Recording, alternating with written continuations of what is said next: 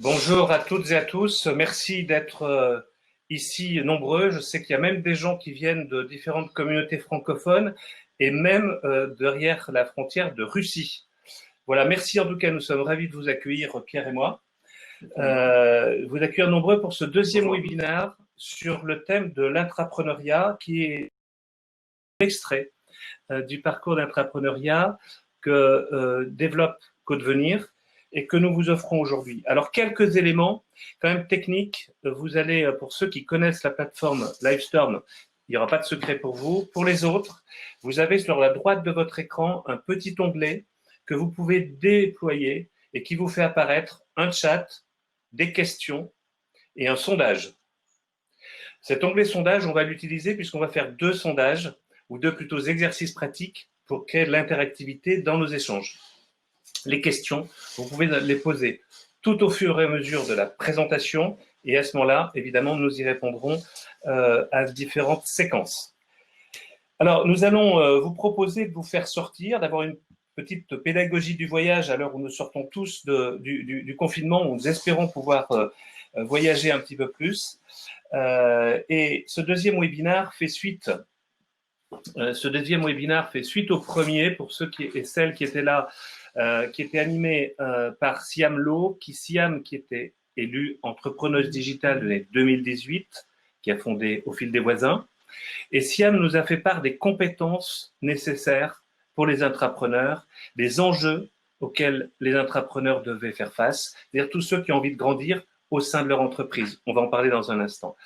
Et Siam a en particulier insisté sur la nécessité de soutenir les intrapreneurs qui, à l'intérieur d'une organisation, essayent quelque part de faire bouger les murs. C'est pas simple et c'est pour ça que c'est le sujet que nous vous proposons d'aborder dès le début de cette série de webinaires. Alors, si on parle d'intrapreneuriat, moi, il y a quelques chiffres qui m'ont particulièrement marqué. Sur le fait que les Français sont tiraillés, comme le dit cet article des Échos, entre l'envie d'entreprendre et puis en même temps le besoin et la protection que confère notamment le statut de salariat. Et effectivement, probablement que la situation que nous vivons, économique et sociale, amène à quelque chose qui renforce encore ce trait. Les études que je vous montre datent de 2018 et 2019, qui montrent que 20% des Français ont envie d'entreprendre, 65% recherchent l'indépendance et 52% cherchent à faire de leur passion leur métier. Alors les 65 et les 52, c'est pas forcément tous les Français, c'est ceux qui ont envie d'entreprendre. De l'autre côté, on voit sur une étude plus récente d'OpinionWay, entre janvier et octobre 2019, que 63% d'entre nous voyons notre avenir professionnel en tant que salarié uniquement. Et 64% aiment leur boîte. Alors pourquoi pas essayer de conjuguer ces deux chiffres? En tout cas, moi, durant toute ma carrière, c'est quelque chose auquel j'étais attaché, à la fois entreprendre puisque j'ai créé 80% de mes jobs, et à la fois à être salarié dans ma boîte que je fais évoluer. Bercy a défini d'ailleurs pour l'organisation l'intrapreneuriat comme une démarche visant à introduire un comportement entrepreneurial dans les organisations. Et finalement, est-ce que l'entreprise n'est pas un lieu tout simplement pour entreprendre? Ce qui amène quelques bénéfices évidemment derrière, qui sont l'attractivité et la fidélisation. Je ne suis pas très attractif si je ne laisse pas des marges de manœuvre, qui amène l'engagement et la mobilité de chacun, qui amène de l'innovation et du business, et de la vraie innovation, pas simplement du faire semblant, et qui, in fine, fait évoluer le management et la culture. Cette autonomie conférée par l'intrapreneuriat, nous l'avons pour certains d'entre nous vécu dans cette période un peu troublée de cette période de confinement où nous avons travaillé de manière probablement beaucoup plus autonome que dans d'autres situations. Alors, vos accompagnateurs pour ce voyage, aujourd'hui, Pierre, je vais te laisser la parole 2 minutes. Bonjour, je suis un praticien du fonctionnement des organisations depuis 25 ans. J'accompagne soit en interne, soit la plupart du temps dans ma carrière en externe, des directions générales sur des transformations délicates. Et je suis passionné par les ressorts de l'efficacité collective. Voilà. Pierre, tu nous en diras plus tout à l'heure. Moi, je suis, vous l'avez compris. À l'instant. Je suis un DRH plutôt explorateur. Alors, moi, je n'ai pas la cravate et puis Pierre a la cravate. C'est ce qui fait presque une partie de la différence. Pierre, tu vas nous parler aujourd'hui d'exploration, justement. Alors, je vous propose d'explorer ensemble la pensée d'un des auteurs qui m'inspire, qui est Michel Crozier, qui, à la fin des années 50 et au début des années 60, a créé la sociologie des organisations en France. Il a en particulier découvert le fonctionnement systémique des organisations en étudiant le fonctionnement d'une usine de tabac, de la Seita, qui utilisait des machines américaines, mais qui avait 50% de, enfin, qui avait 50% de panne, un temps de panne supérieur de 50% à celui des Américains. Et donc, il a essayé de comprendre si c'était un problème technique ou si c'était un problème organisationnel.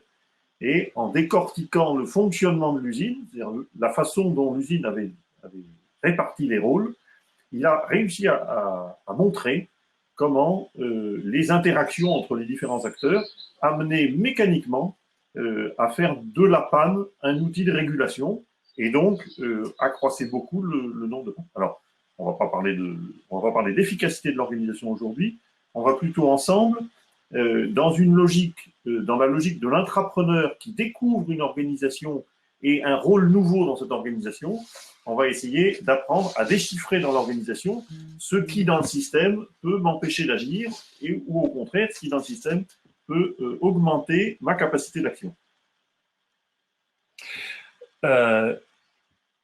Ok.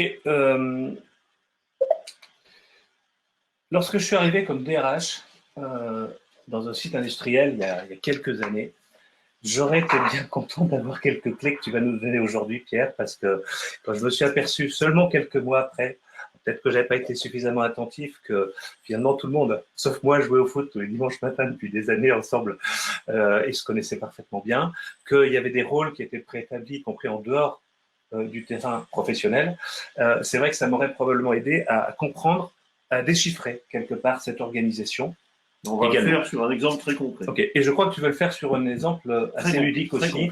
Un peu de cinéma, même le matin, ça fait peut-être du bien. Ok. Un cinéma exactement de l'époque de la thèse de produit. La deuxième chose, c'est qu'on va essayer de comprendre effectivement cette organisation comme un système qui a cette complexité pour pouvoir surtout, et c'est la finalité, c'est le troisième mouvement de notre échange, c'est d'agir sur ce système parce que notre intention ici, vraiment, lors de tous ces webinaires, c'est de vous donner un cadre de réflexion, mais aussi des pratiques que vous pouvez utiliser, que vous pouvez transposer, parce que je suis vraiment convaincu qu'elles vous parlent fondamentalement, comme à moi elles m'ont parlé également depuis des années, et c'est pour ça qu'on les a mis dans ce parcours intrapreneurial.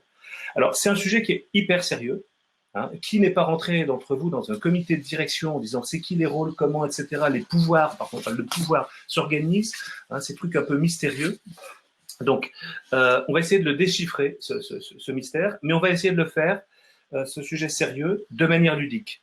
Et conformément à ce qu'on fait aussi chez Codevenir, dans une pédagogie du voyage, et là on va voyager un tout petit peu dans le temps, comme tu disais, en 1961. Pierre, je te laisse la main. Voilà. Donc, je vous propose de vous mettre dans la peau de celui qui déchiffre l'organisation, en partant des Tontons Flaggeurs. Donc, c'est un film de 1961. L'époque où Michel Crozier venait de découvrir le cas des tabacs, de la Seita. Je vous propose de vous mettre dans la peau de Monsieur Fernand, Lino Ventura. Donc, vous vous souvenez sans doute, c'est Monsieur Fernand s'est reconverti dans l'honnête, comme dit son ancien chef, le Mexicain, mais à la mort du Mexicain, il accepte de prendre sa succession à la tête d'un trust tout à fait honorable qui combine les alcools frelatés, le proxénétisme et le jeu. Voilà. Donc, il découvre cette organisation. Pour l'aider à le découvrir, il s'adresse à son notaire, Maître Folas, qui est le financier de la bande, qui l'a immédiatement alerté sur le fait que l'argent des succursales ne rentre plus. Et puis, on comprend très vite que le fameux Monsieur Raoul, responsable des jeux, conteste le nouveau chef. Donc, je vous propose d'assister au premier comité exécutif. Tu veux fort quand même de commencer par une organisation qui est quasiment de style mafieux, là. Alors, vous allez voir que c'est une organisation qui respecte parfaitement les règles d'un comité exécutif classique. On va y venir immédiatement. Et donc, je vous propose de vous mettre dans la peau de M. Fernand et de découvrir ensemble, dans la fin de ce premier comité exécutif, la répartition des rôles. Et on la déchiffrera ensemble ensuite. Allons-y. Bien. Et maintenant à nous. Dans votre secteur, pas de problème, le jeu n'a jamais aussi bien marché. Gratulé. Ce qui vous chagrine, c'est la comptabilité. Vous êtes des hommes d'action, je vous ai compris. Et je vous ai arrangé votre coup. T'arranges. Si on n'était pas d'accord. Tu me vois que c'est pas possible. J'ai adopté le système le plus simple. Regarde. On prend les chiffres de l'année dernière et on les reprend. Après, voilà. L'année dernière, on a battu des records. Eh ben, vous les égalerez cette année. Vous avez l'air en pleine forme, là. Gai, entreprenant, dynamique. Et en plus, il nous charrie, c'est complet. Pascal. Oui, mais c'est bien, non. C'est pas l'encaissement, je sais, messieurs, sous huitaine. C'est ça, mais si on paye pas, tu nous butes. Messieurs. Bien. Messieurs, il ne reste plus qu'à vous remercier de votre attention.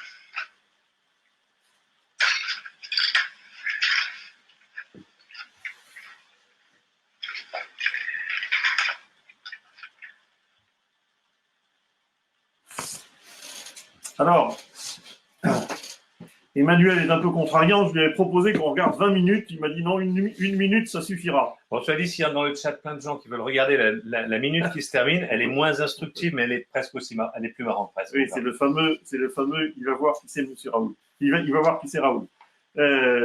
Donc, redevenons un tout petit peu sérieux.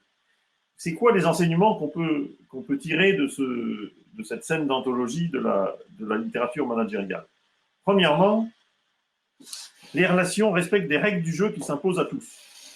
Maître Follas, le fameux Francis Blanche, le notaire, qui juste avant cette scène était en train de tailler son crayon, avec un air tout sage, Maître Follas, en fait, impose des règles du jeu par le tableau de chiffres que sort de sa pochette Lino Ventura. Il n'y a rien de plus malhonnête qu'un tableau de chiffres. Churchill disait dans la vie, il y a des mensonges, des gros mensonges, et puis il y a les statistiques. Quand un chef sort un tableau de chiffres et dit vous allez respecter les chiffres de l'année dernière, c'est qu'il est en train de vous mettre dans une embrouille. Et pourtant, si vous ne respectez pas cette règle, vous sortez du cadre et là, vous perdez toute influence sur l'organisation. Donc, première règle, ceux qui respectent les règles peuvent agir dans l'organisation. Des règles formelles du type tableau de chiffres, des règles du type tabou. Dans toutes les organisations, il y a des choses qui ne se font pas, il y a des choses absolument sacrées. Et l'intrapreneur qui veut créer des choses nouvelles dans l'organisation, qui veut changer l'organisation, qui veut faire un trou nouveau dans l'organisation, va devoir respecter un certain nombre de ces règles, se plier, passer sous les fourches codines d'un certain nombre de ces règles, et il ne pourra pas les respecter toutes, mais respecter la plupart des règles, et en particulier les règles sacrées, c'est un exercice tout à fait important. Et d'ailleurs, dans la plupart des parcours intrapreneuriat, vous avez les get one, get two, etc., qui sont une certaine façon d'imposer au créateur, d'entrer de montrer qu'il fait bien partie du système. Si vous respectez ces règles, tout le monde a du poids sur le système. Dans cette scène, il y a la confrontation, évidemment, entre Ventura et Blier, mais l'acteur qui a le plus de poids, c'est le petit Ramolli avec la pipe. Il ne parle pas il parle pas de la scène. Il ne parle pas de la scène, mais quand il parle, il dit quelque chose que Lino Ventura ne peut pas contredire. Lino Ventura dit « J'ai pris les chiffres de l'année dernière » et il répond « L'année dernière, on a fait une année exceptionnelle. » Alors, on peut l'obliger à payer s'il ne paye pas ce qu'il doit. Mais l'obliger à faire une année exceptionnelle, ce n'est pas possible, parce que c'est lui qui travaille. Donc là, il respecte les règles, il entre parfaitement dans le processus, dans le process que lui impose Lino Ventura. Simplement, du coup, il déploie sa capacité maximum d'influence sur le système. Il dit, moi, je ne sais pas faire. Voilà. Et Lino Ventura est obligé de changer de registre.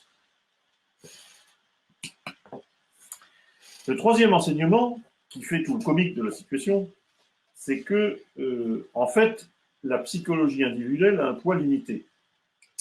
Dans le quotidien, nous faisons avec notre propre psychologie, avec la psychologie de nos collègues, avec la psychologie de nos chefs, avec la psychologie de nos subordonnés, et c'est bien pénible.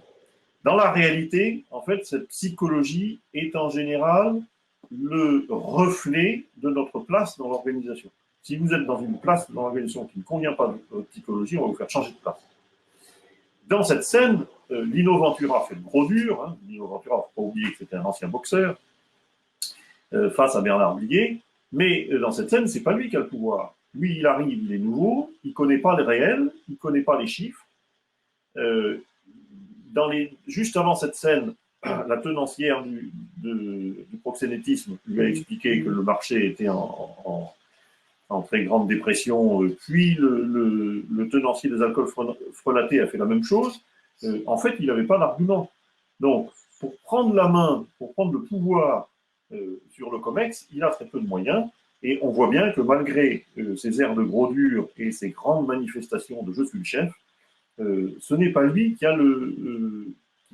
tient le haut du pavé dans cette réunion.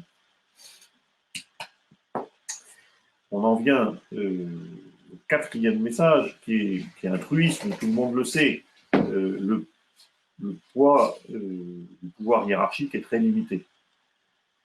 Alors, je dois avouer que je le sais, que je l'ai étudié, que je l'ai découvert dans des centaines de cas, et que pourtant, les chefs continuent de m'impressionner. Le chef en tant que chef continue de m'impressionner.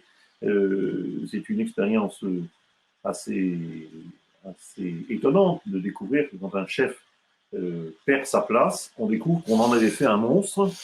Et pourtant, nous savons tous que le chef, parce qu'il dépend de tous les autres, est le plus dépendant de l'organisation. Si nous avons beaucoup de déférence du chef, c'est que le chef a en fait très peu de pouvoir d'influence réel et quotidien sur l'organisation, sauf, on y reviendra tout à l'heure, quelques armes nucléaires qu'il a en main, auxquelles il vaut mieux ne pas toucher.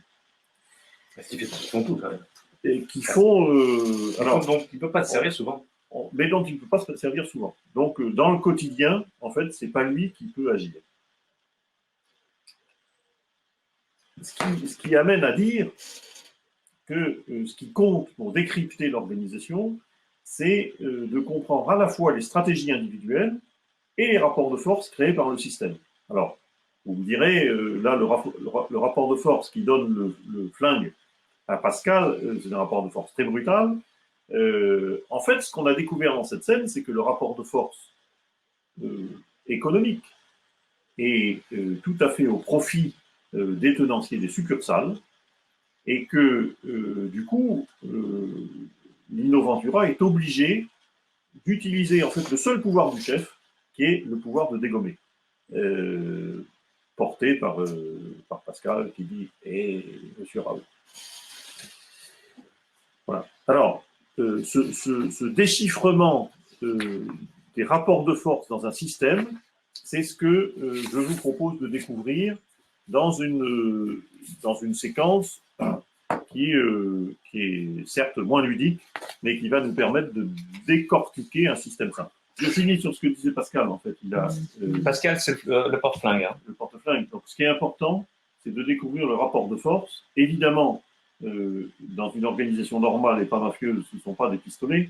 En revanche, dans l'organisation, chacun, comme on vient de le voir d'ailleurs dans cette scène, a une influence importante sur l'organisation et doit en jouer pour que non pas va en jouer, mais doit en jouer pour que l'organisation fonctionne. Alors, est-ce qu'il y a des questions auxquelles on peut répondre? Non, pour l'instant, il n'y a pas de questions, mais je pense qu'ils ont envie de passer à l'étape d'après pour parler effectivement de cette organisation qui devient un système. Et ce que je vous propose, on parlait du voyage tout à l'heure, c'est de partir, qui nous emmène Pierre, cette fois, refondre un aéroport. Et vous vous rappelez, la dernière fois que vous avez pris l'avion, ça fait probablement longtemps comme moi, quand vous rentrez dans le passage des portiques de sécurité. On va aller là-bas. Allez Pierre, tu nous emmènes? Voilà, donc on va étudier le fonctionnement organisationnel d'un contrôle de sûreté aéroportuaire. Vous voyez, vous arrivez à 6h30 du matin. Ouais, là, il n'y a pas trop de monde. Vous êtes un peu abruti. Vous avez très peur que votre avion décolle sans vous. Hein, et là, il faut vous confronter à la pénible expérience où on enlève ses chaussures, où on vide ses clés, etc. Voilà. Alors, est-ce que c'est seulement une corvée robotisée? ou est-ce que, comme je vais essayer de vous le montrer, c'est un lieu d'échange particulièrement intense, malgré le fait que vous n'êtes pas très bien réveillé? Alors, on va essayer de le décortiquer ensemble. Donc, un contrôle de sûreté à l'entrée de la salle d'embarquement, c'est une organisation et un processus. Et beaucoup de casquettes. Donc, c'est une organisation c'est un parcours qui est gouverné d'abord par plusieurs machines. Il y a les plateaux, là, enfin, le convoyeur. Ensuite, il y a le détecteur de métaux avec l'écran. Ensuite, il y a le portique. Et enfin, dans la main de l'agent D, il y a un détecteur de métaux miniature. Mm-hmm. Et sur cette organisation, on a découpé les rôles avec deux flux, d'abord, le flux du contrôle passager et le flux des bagages cabine, donc deux flux séparés. Et on a découpé les rôles entre les agents A, B, C, D et E. L'agent A organise l'attente du flux et commence à vous donner les instructions. L'agent B vous fait remplir les bacs, ôter vos ceintures, vos clés dans les aéroports britanniques, vos chaussures, etc. L'agent C va contrôler le scan de vos précieux bagages qui sont passés devant son écran. Ensuite, vous passez sous le portique et l'agent D va d'abord contrôler le portique et faire les palpations et contrôles manuels. Et puis enfin, l'agent E va vérifier le dentifrice et le laptop. Alors là, on a une petite réflexion à avoir. C'est que le processus est d'abord gouverné par les machines. Mais ensuite, il y a un choix organisationnel. Parce qu'on aurait très bien pu, mais je ne l'ai vu dans aucun aéroport, faire en sorte que les passagers soient accompagnés, par exemple, par groupe de 3, par l'agent A, qui se déplacerait au poste B, puis au poste C, puis au poste D, puis au poste E. Ce serait tout à fait un autre processus et ce serait une répartition des rôles et donc un système organisationnel tout à fait différent. Plus de polyvalence. Dans ce système-là, on a, et c'est d'ailleurs ce qui fait dire à Crozier qu'on est dans un vision bureaucratique, et François Dupuis a beaucoup développé ça dans la description des organisations. François Dupuis, qui est un grand sociologue des organisations. Un élève de Crozier. Donc, ce système est donc découpé entre 5 agents différents et les voyageurs. On va essayer de montrer comment cette organisation fait système. Donc, vous avez cette organisation avec ses flux et ses acteurs. Et en fait, cette organisation, elle a deux objectifs. Elle a un objectif non négociable. Je parlais de tabou tout à l'heure. Celui-là, on ne peut pas y toucher, c'est la détection des armes et des explosifs. Il faut absolument que ça fonctionne. C'est le tabou, c'est ça? Bah oui, évidemment. C'est le tabou. C'est normal, heureusement. Et puis, il y a un autre qui est la rapidité du flux. Tout le monde a intérêt à ce que le flux soit rapide, parce que ça fait décoller les avions à l'heure, et les voyageurs ont en plus très peur de rater leur avion. Mais par rapport au premier objectif qui est non négociable, le deuxième constitue un objectif secondaire, un objectif négociable. Et alors, comment on peut agir sur cette organisation? Agir positivement. Qui peut faire du bien à l'organisation pour qu'on puisse détecter les armes et faire un flux rapide? Il y a, à mon avis, 4 facteurs critiques de réussite. Et la maîtrise de ces facteurs réside à chaque fois sur un ou deux acteurs dans cette organisation-là. Premier groupe de facteurs, il y a la qualité du rangement des sacs et la quantité de métal sur le passager qui va passer dans le portique. Deuxième, donc ça c'est les facteurs 1 et 2. Facteurs 3 et 4, il y a la qualité du diagnostic de risque, évidemment, qui est le point non négociable, et la rapidité de ce diagnostic de risque, avec une réflexion sur qu'est-ce qu'on peut laisser passer, qu'est-ce qu'on ne peut pas laisser passer.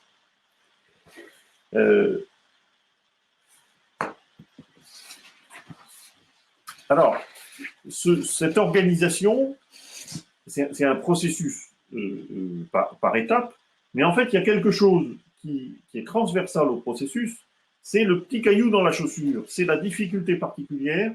Et cette machine que vous voyez, c'est une machine à broyer des difficultés.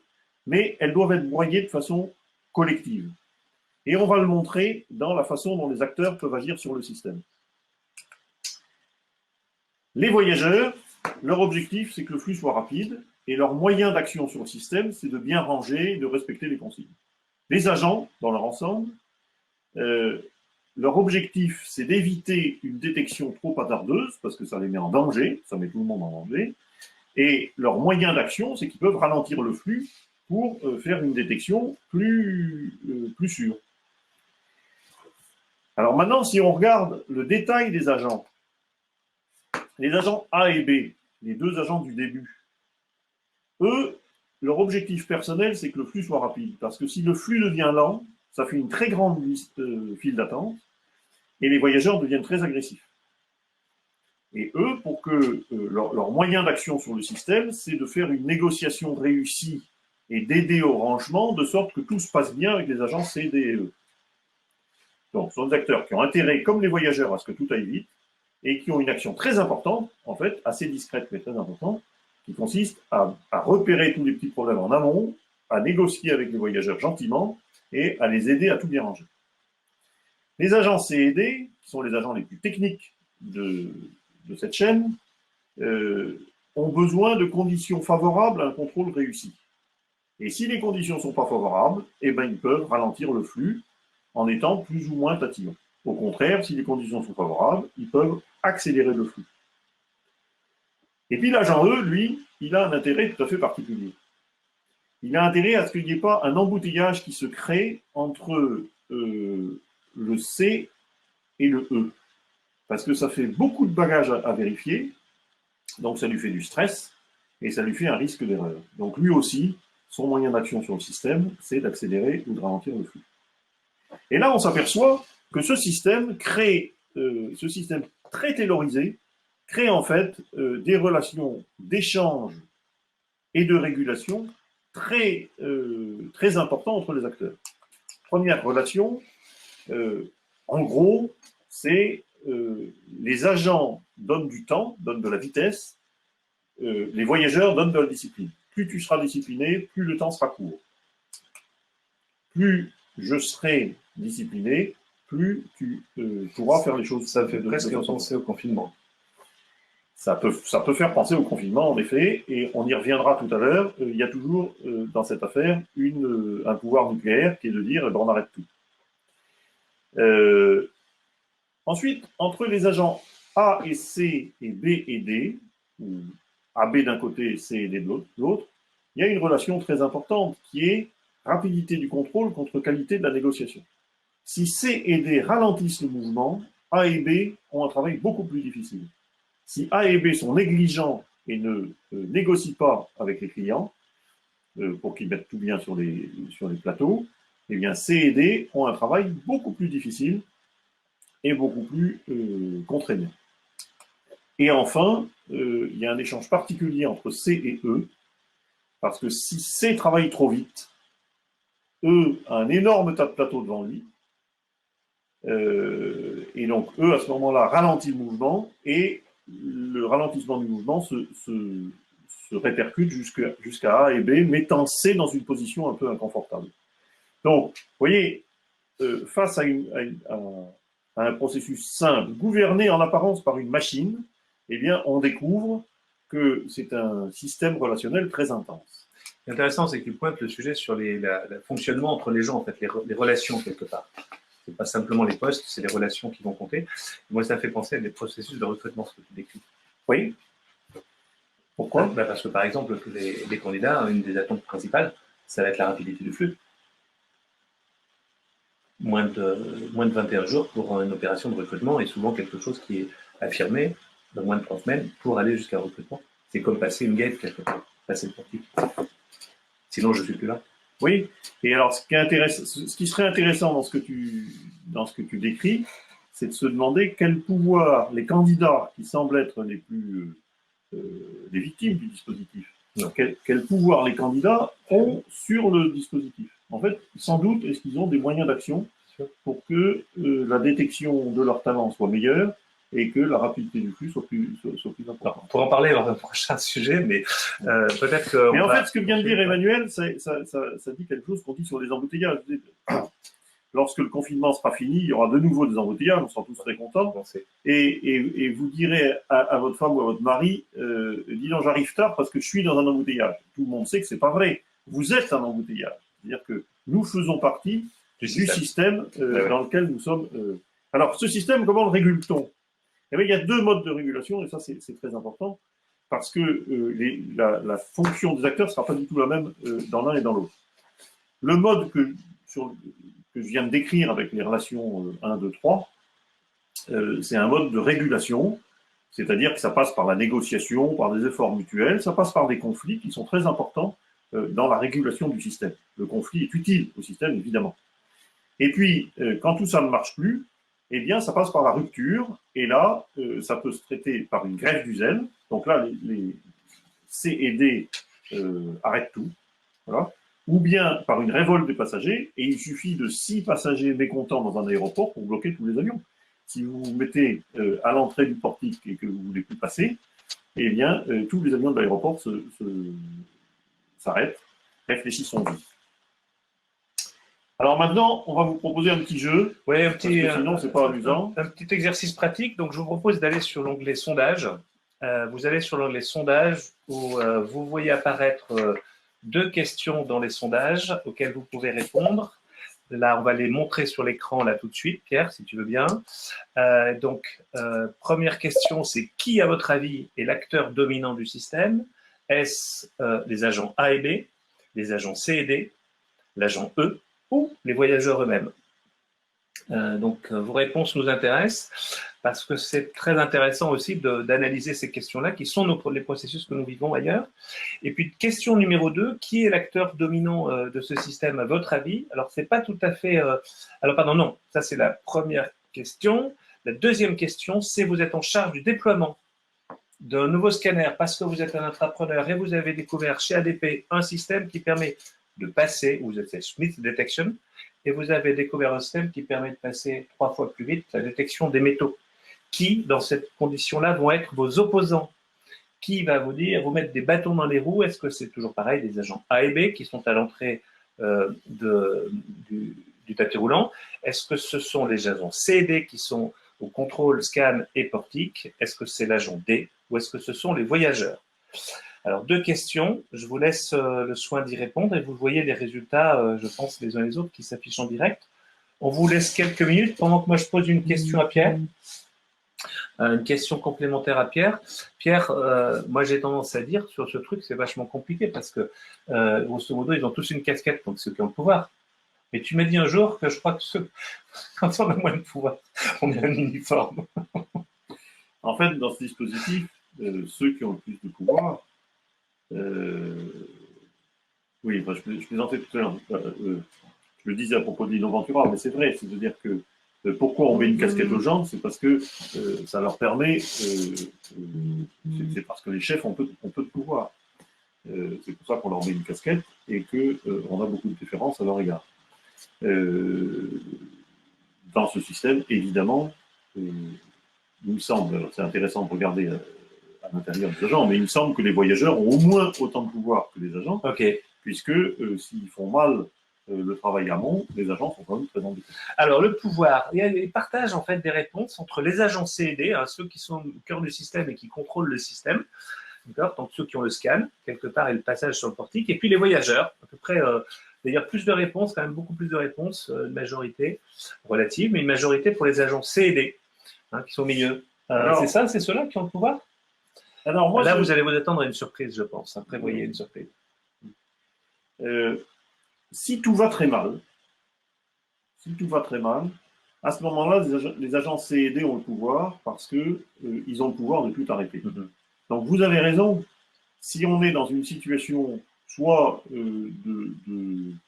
d'extrême danger terroriste, soit de très grand mécontentement des agents, à ce moment-là, C et D vont tout bloquer. Mais ça ne va pas durer très longtemps, parce que tout l'aéroport va leur tomber dessus. Donc c'est qui? Moi, je pense que c'est plutôt A et E. Parce que si A arrête de travailler, C et D vont être dans une situation très compliquée. Et puis, E est le bout de chaîne, et lui, il a vraiment le moyen de tout arrêter et de le faire subtilement, c'est-à-dire d'enquiquiner C et D de sorte qu'il régule le flux pour ne pas le faire trop vite, et d'enquiquiner A et B pour que eux, au contraire, fluidifient le flux. Donc moi, je dirais plutôt 1, les voyageurs, 2, E, 3, A, 4, C et D. Ok. Voilà. Mais d'une certaine façon, toutes les réponses sont bonnes parce que je pense fondamentalement que c'est un système assez équilibré. C'est-à-dire que quand le système est en déséquilibre, vous avez raison, c'est soit C et D, soit le voyageur mécontent à l'entrée soit à l'entrée du portique. Mais dans la régulation habituelle, je pense que tout le monde a à peu près la même influence sur le système. On en revient à l'exercice d'avant, enfin, à Lino Ventura quelque part, et puis Bernard Blier, chacun a une part de pouvoir dans le système. Voilà, on n'a pas du tout le même pouvoir quand on est en situation de crise. Et alors, question numéro 2, la question numéro 2, là, qui seront les opposants là, si je suis en charge de déploiement d'un nouveau scanner? Ça, c'est important à regarder, ça. Qui va réagir? La réponse, majorité, c'est quand même bien les agents C&D. Je pense qu'ils vont perdre leur emploi, hein, une partie. Alors, là aussi, je serais d'accord, mais à l'envers. C'est-à-dire que, en effet, si vous déployez le nouveau système sans réfléchir au changement de métier de C&D, vous allez être embêté. Souvent, C&D sont les plus compétents parce qu'ils savent utiliser la machine, qu'ils ont une dextérité pour voir les objets. Et donc, il faut sans doute prévoir soit de les faire passer en supervision, soit de leur donner un autre rôle. Donc, si vous ne le faites pas, vous allez vous trouver dans une situation de crise. Et en effet, je pense que A, B et E ont plutôt intérêt à ce que le système soit plus rapide. Il y a E quand même que vous avez oublié, parce que si la détection des métaux est beaucoup plus forte en C et D, le flux va être beaucoup plus rapide, et lui, il va être très embêté sur les laptops et les dentifrices. On aurait peut-être plus besoin de lui aussi. Je pense qu'on aura toujours besoin de lui pour les dentifrices et pour les laptops. Et donc, vous pouvez avoir, au début du dispositif, dans la régulation de la vitesse, une grosse opposition de E. Et enfin, si vous ratez un peu votre déploiement et que ça marche pas trop bien, que C et D font un peu la grève du zèle, eh bien, vous allez créer une véritable panique chez A et B, parce que les voyageurs vont être très, très mécontents. Donc, vous avez raison, le problème principal, c'est C et D, parce qu'a priori, A, B ont vraiment intérêt au système, mais attention à eux, à l'agent E, et si vous ratez votre déploiement, attendez-vous à de forts problèmes avec A et B. Donc, il faut peut-être mettre un service complémentaire avec le scanner. Merci Pierre de ces explications. Maintenant, on va faire une hypothèse, c'est que nous avons passé les portiques, et que nous avons décollé. Et là, on vous propose un voyage un peu exceptionnel au soleil et dans un environnement qui n'est pas... on prendra les questions peut-être un petit peu après. Là, j'en vois pas qui sont là. Donc, je propose qu'on avance directement. Et on va partir à Marseille, quelque part, au bord de la Méditerranée. Alors, et on va partir dans un environnement que vous connaissez parce que les médias sont emparés très largement et encore tout récemment. Évidemment, c'est à l'IHU Méditerranée, mais on va revenir sur ce sujet-là, sur voir comment est-ce qu'on peut agir sur comment est-ce qu'on peut agir sur le système avec une stratégie qui est finalement ce que tu nous proposes, Pierre, c'est une stratégie du faible au fort. Alors, je précise une chose quand même qui est très importante. Okay. Pourquoi je parle de stratégie du faible au fort? Parce que je me mets dans la peau de l'intrapreneur. L'intrapreneur, il cherche à créer quelque chose dans un système déjà existant.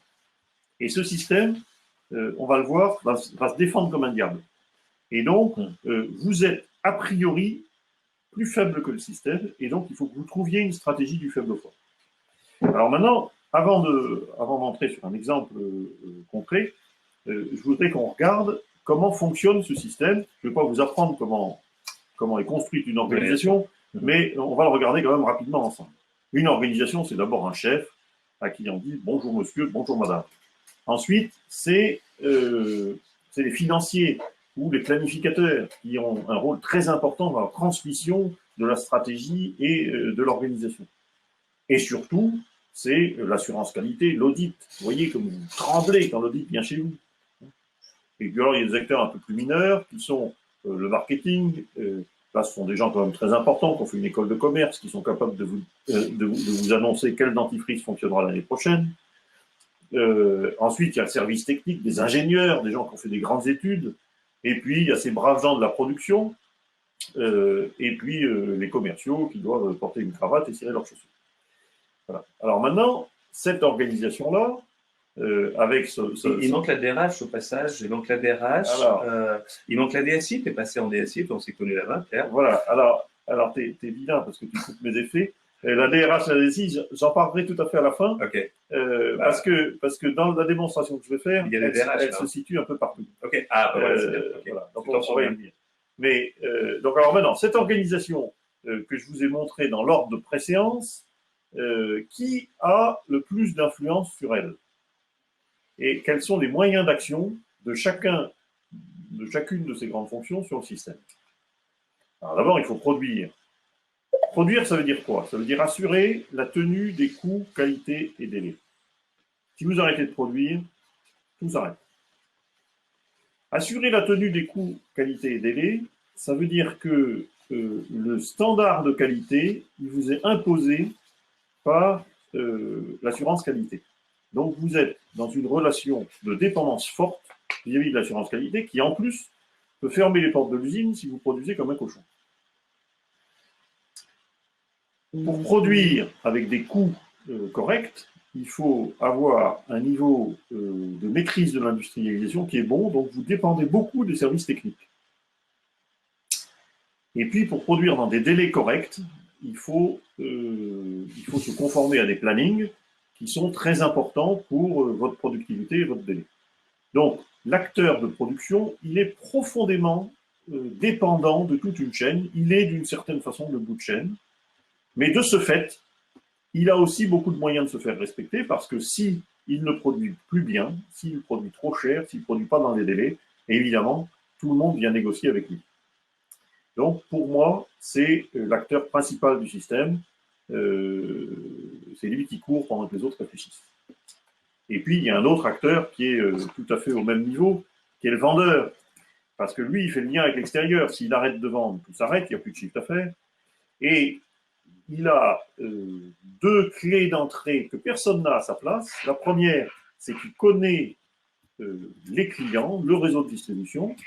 Et vis-à-vis des clients, c'est lui qui connaît l'interne, qui peut négocier les prix, qui peut négocier la qualité, qui va faire que les délais soient différents, etc. Donc, c'est un négociateur. Crozier et Dupuis appellent cet acteur le marginal séquent, c'est-à-dire que son pouvoir vient du fait qu'il est dans deux systèmes, le système externe et le système interne, et qu'il fait le lien, le séquent, entre il est marginal pour les deux systèmes, et il fait le lien entre les deux systèmes. Voilà. Ensuite, vous avez deux autres fonctions qui sont très importantes pour le système, c'est comprendre le risque extérieur, et maîtriser le risque extérieur et maîtriser le risque intérieur. Maîtriser le risque intérieur, c'est maîtriser le risque technique, c'est la fonction d'expertise, vous en avez besoin tout le temps, et c'est le seul qui peut le faire. Alors, savoir si ça va tenir ou si ça ne va pas tenir, savoir comment on va faire pour que ça tienne quand il y a un problème, ça c'est le pouvoir d'expertise. C'est un pouvoir très important, mais moins court terme que l'autre. C'est-à-dire qu'on a toujours le moyen, normalement, sauf en cas de crise très grave, on a toujours le moyen de prendre deux avis d'experts, d'aller chercher un avocat à côté du juriste interne, d'aller chercher un bureau d'études à côté de l'ingénieur interne. De la même façon, si vous n'avez pas confiance dans votre service marketing, vous allez pouvoir demander des études complémentaires. Donc, c'est un pouvoir très important de maîtrise des risques, mais qui est dans un grand nombre de situations contournable. Assurer la cohérence et la conformité, c'est un pouvoir très important, il ne faut pas le nier, mais c'est un pouvoir qui va vous... qui est le pouvoir de l'arme nucléaire. C'est-à-dire que l'arme nucléaire, dans l'histoire, ça a donné le pouvoir aux diplomates. C'est-à-dire comme c'est une arme qu'on ne peut pas utiliser, c'est une arme qui oblige à discuter avant de se mettre sur la gueule. Eh bien, l'auditeur ou le responsable de la qualité, qui a le moyen de tout arrêter, qui a le moyen de punir. Et au contraire, il va chercher le plus possible à trouver des solutions techniques et à négocier avant d'en arriver là, parce que quand il en arrive là, en fait, c'est plus lui qui a le pouvoir. Contrôler l'information, là aussi, c'est une fonction à la fois très importante qu'on met en scène dans les comités, de direction, dans les comités de pilotage, dans les budgets, etc. Mais d'une certaine façon, c'est assez facilement contournable. Et puis, l'acteur le plus dépendant de tous les autres, c'est celui qui arbitre le destin et les ressources des collaborateurs, c'est le manager. Donc, j'ai voulu vous proposer un exemple récent d'un acteur ultra minoritaire dans son organisation qui va se confronter à ce système très équilibré, très stable, fondé sur des échanges multiples entre le respect de la fonction et l'efficacité de la fonction. Et cet acteur, c'est le professeur Raoult et l'IHU. On a tous en mémoire ce qui s'est passé il y a 2 mois, et c'est intéressant de voir la stratégie qui a été adoptée et la façon dont l'organisation a réagi. Alors on précise bien que ce que je disais tout à l'heure, ce que je commençais à dire tout à l'heure, c'est que ça, c'est pas du tout un parti pris parce qu'on n'a aucune compétence, ni Pierre ni moi. Je me suis passionné toute ma vie pour l'organisation de la sociologie, mais sur l'hydroxychloroquine, voilà, absolument. Et moi, pas davantage. Donc, c'est pas un parti pris ni pour ou ni contre le système, c'est simplement l'observation que Pierre nous propose de ce système et qui est très intéressante et qui est en train de rebondir encore ces jours-ci. Donc, qu'est-ce qui s'est passé? Le 22 mars, l'équipe de l'IHU et le professeur Raoult ont sorti un communiqué qui était en 3 points. Nous avons décidé, donc communication, nous avons décidé de pratiquer les tests pour le diagnostic. Donc, ils avaient une capacité de pratique de tests, ils avaient une capacité de production et un traitement par l'association hydroxychloroquine-azithromycine, ils avaient la capacité d'expertise sur le traitement. Donc, qu'est-ce qu'il a fait, ce brave professeur Raoult?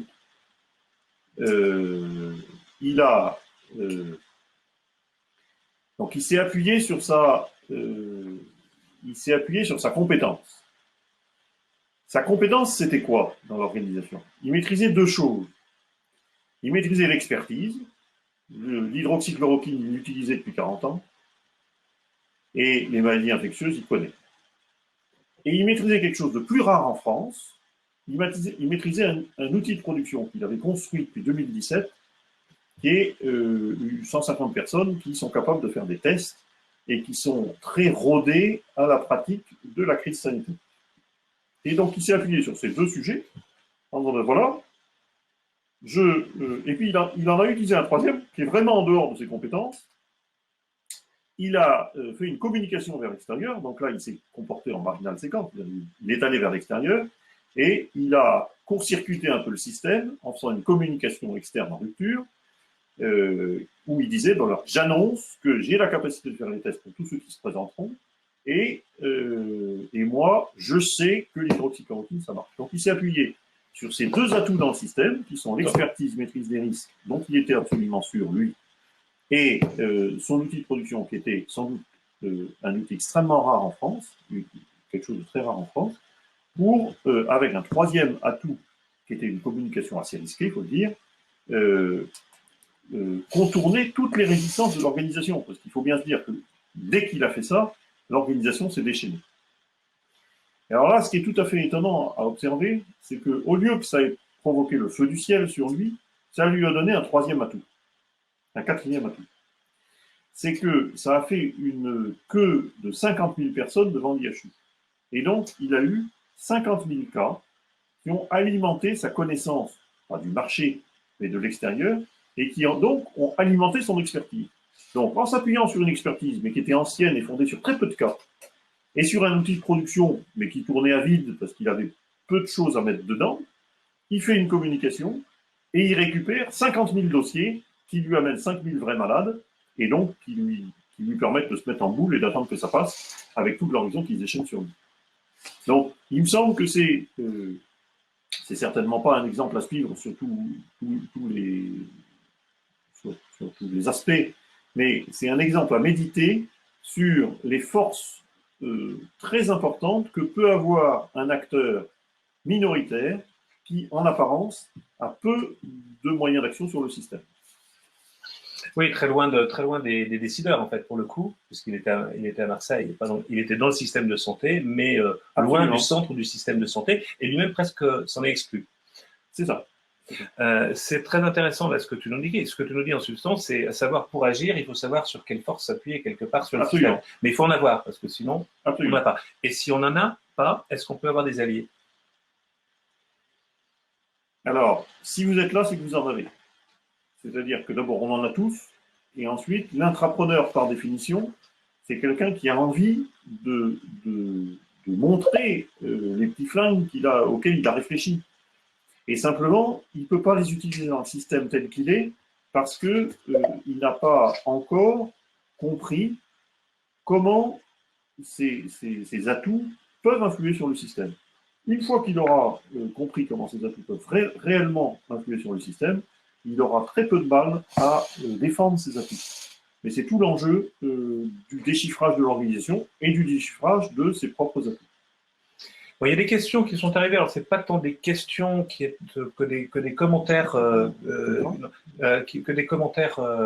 Ouais, c'était une question particulière sur les commerciaux. Oui. Parce que les commerciaux, c'est pas que la cravate et puis les chaussures cirées quand même. Mais tu nous as pas montré. Non, j'ai plaisanté sur la cravate et les chaussures cirées pour dire, dans l'imaginaire collectif, le commercial, c'est pas la compétence clé de l'entreprise. Or, le commercial, par définition, il a au contraire une immense influence à la fois sur l'intérieur et l'extérieur par sa capacité à faire le lien entre l'intérieur et l'extérieur. Et c'est une compétence extrêmement précieuse.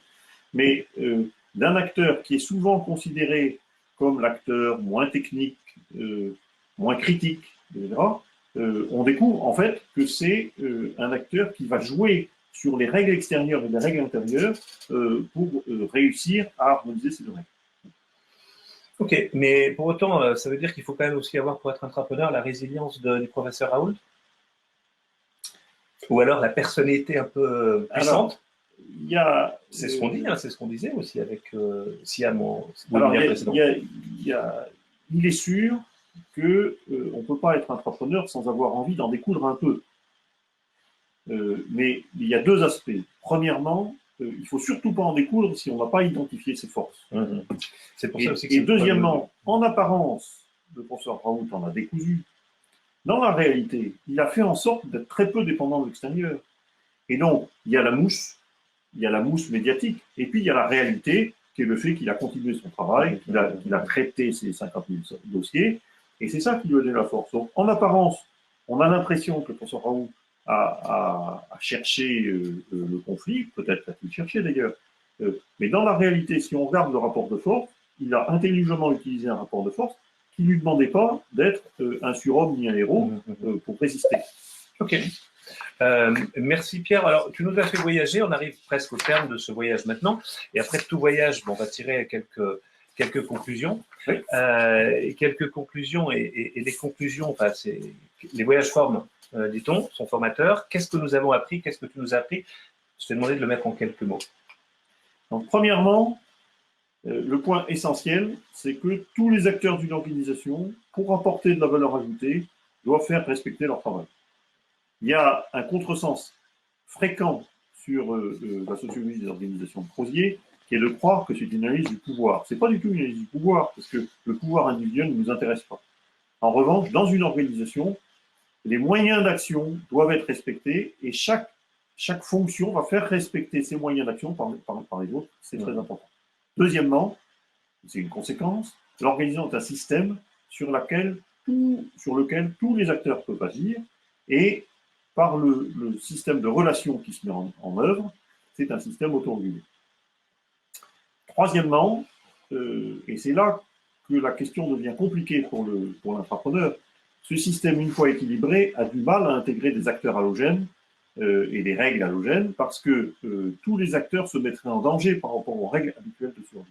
Or, ces règles, on les a tous beaucoup intériorisées. On pourrait parler de rationalité limitée plus en détail, d'où le rejet momentané de tout ce qui va perturber le système, donc rejet momentané de tout intrapreneur. Alors, la bonne nouvelle, c'est qu'une fois déchiffrés les facteurs dominants du succès d'une organisation et ses difficultés clés, il est assez simple de bâtir une stratégie d'action. Alors, ça demande d'aller un petit peu au-delà, évidemment, des outils qu'on a commencé à découvrir ensemble, mais avec une formation de 4 heures, on peut assez facilement affiner ces outils pour déchiffrer pour chacune de nos situations d'entrepreneuriat à la fois nos forces et notre façon d'agir sur le système. Ok, merci Pierre. Les questions sont encore possibles.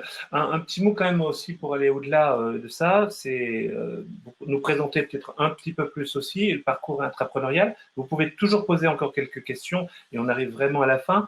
Un petit mot parce que c'est ce que tu fais ça à la fois, puisque c'est toi qui animes le premier module du parcours intrapreneurial de Codevenir, mais en même temps tu le fais auprès d'organisations également, au titre de Jazz Conseil. Absolument. Que tu as fondé. Tu peux nous en parler un instant? Voilà, donc Jazz Conseil, c'est une équipe de catalyseurs. Hein, on est tous des consultants spécialisés dans la catalyse de l'action interne.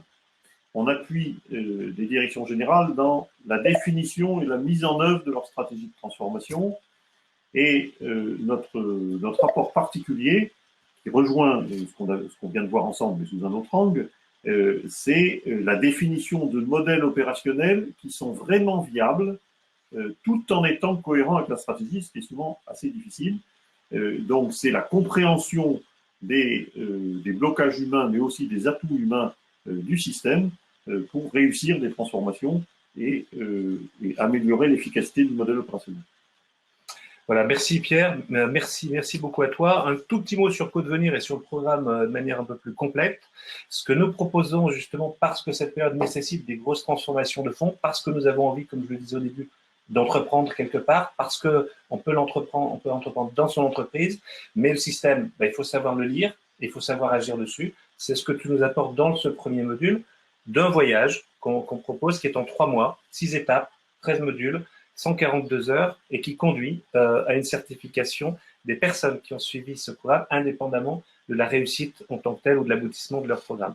Et les 3 qu'on essaie de mettre ensemble, c'est quelque part, c'est moi, personnellement, puisque je suis l'acteur et l'organisation qui est le système. C'est d'ailleurs le livre de Michel Crozier, l'acteur et le système. Et puis l'environnement, puisque l'environnement, c'est quelque part le business et le marché qui est derrière. Et ça, c'est un parcours qui est construit et qui est animé avec toi, Pierre, et avec 10 dirigeants français et canadiens, et nous avons tous été des intrapreneurs. Voilà en quelques mots. Et d'ailleurs, le prochain module, c'est, tu parlais de force aussi du système sur lequel on peut agir. Ça va être notre ami Jacques Forest qui va animer ce webinaire le 18 juin à 16h, heure de Paris, en direct de Montréal. Jacques est un des grands spécialistes nord-américains de la motivation, et en particulier de la motivation, ce qui nous pousse quelque part de l'intérieur. Et c'est dont il va nous parler, qui peut être à la fois utile à titre personnel, mais également pour vos managers, pour nos managers, pour savoir comment les accompagner. Jacques anime le second module, qui est le travail sur soi aussi, et sur ses propres forces intérieures. Donc, il y a un peu de psychologie aussi là-dedans. Vous remarquerez justement que Emmanuel a équilibré entre une approche qui fait semblant de nier la psychologie en disant il faut comprendre les forces du système et une approche au contraire qui, c'est évident, donne sa place à la psychologie. Voilà, alors vous êtes bienvenus à ce prochain webinaire et puis à prendre contact avec Pierre, avec moi. Vous avez d'ailleurs pour le webinaire une petite inscription qui a dû s'afficher sur votre écran. Je vous salue, je remercie aussi en coulisses Emma, Jeanne et Louisa qui ont aidé à préparer ce webinaire. Merci à elles. Elles sont derrière la scène, elles ne sont pas devant. Je vous prie de m'excuser sur le petit loupé tout à l'heure pour tester ce reflet systémique de Pascal qui nous a tiré dessus ou de la bombe nucléaire également. Et en tout cas, merci de votre patience. Je vous souhaite, j'espère qu'on vous a apporté le maximum aussi et on est à votre disposition pour aller un peu plus loin. Un immense merci à tous. Ravi d'avoir été avec vous et avec toi, Pierre, bien sûr, comme d'habitude. Je vous souhaite bon appétit pour ceux qui sont en France et puis de vaquer à vos occupations pour ceux qui sont à d'autres bouts de la planète, au Canada, en Russie ou en Afrique. Au revoir et à bientôt. Merci à vous. Au revoir.